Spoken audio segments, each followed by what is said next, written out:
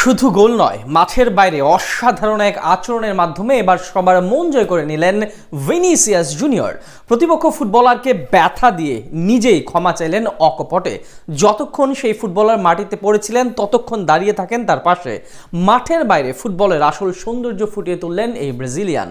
Vinicius জুনিয়রের সেই আচরণ নিয়ে বাকিটা জানবো রিপোর্টে। পুরো দল সবার মন খারাপ করে দিলেও এক ভিনিসিয়াস জুনিয়র আশা দেখাচ্ছেন সবাইকে। ব্রাজিল ভক্তদের মান বাঁচানোর রাতে অসাধারণ পারফরমেন্স করলেন তিনি। তবে ম্যাচে তার গোলের সুযোগ তৈরি করা ছাপিয়ে এক মহান হৃদয়ের পরিচয় দিলেন এই সুপারস্টার।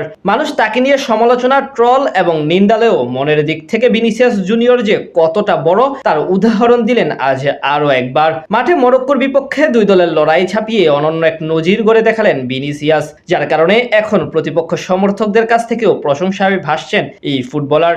ভিনিসিয়াস জুনিয়র নামটি ফুটবল দুনিয়ায় বিভিন্ন কারণে আলোচিত, সমালোচিত।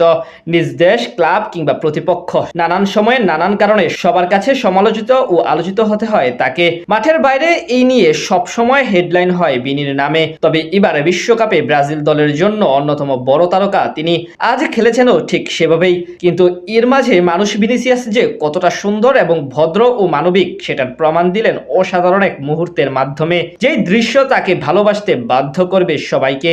এদিন মরক্কোর বিপক্ষে খেলতে নেমে শুরু থেকে চাপে ছিল 5 বারের বিশ্ব চ্যাম্পিয়ন ব্রাজিল। 21তম মিনিটে ইসমাইল সাইভেরির গোলে এগিয়ে যায় মরক্কো।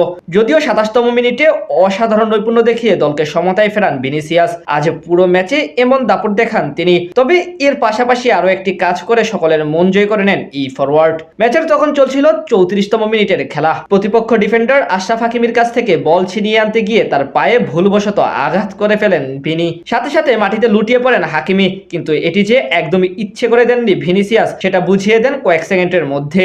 পরে থাকা হাকিমির কাছে ছুটে যান তিনি, ব্যথা দেওয়ার জন্য ক্ষমা চাইতে থাকেন। এমনকি হাত ধরে তোলার চেষ্টাও করেন তিনি। পিঠে হাত দিয়ে ব্যথার মাত্রা জিজ্ঞেস করেন এবং বারবার বলেন তিনি ইচ্ছে করে আঘাত করেননি। সবচেয়ে ভালো লাগার দিক হলো যতক্ষণ হাকিমি মাটিতে পড়েছিলেন ততক্ষণ তার পাশে দাঁড়িয়েছিলেন ভিনিসিয়াস জুনিয়র। দিন শেষে এটাই তো খেলার সৌন্দর্য। মাঠের লড়াইয়ে উত্তেজনা থাকবে, প্রতিদ্বন্দ্বিতা থাকবে, সেটাই স্বাভাবিক। তবে মাঠের বাইরে ভিনিসিয়াস জুনিয়র প্রতিপক্ষ খেলোয়াড়কে ভুলবশত ব্যথা দিয়ে বারবার ক্ষমা চেয়েছেন এবং তাকে ওঠানোর ও সান্ত্বনা দেওয়ার চেষ্টা করেছেন। দিন শেষে এটাই আসল সৌন্দর্য।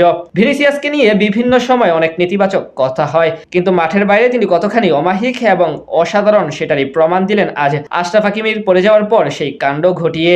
এদিন অবশ্য জয় তুলতে পারেনি তার দল ব্রাজিল। দুই দলের হাড্ডাহাড্ডি লড়াই শেষে এক সমতায় মাঠ ছাড়ে তারা।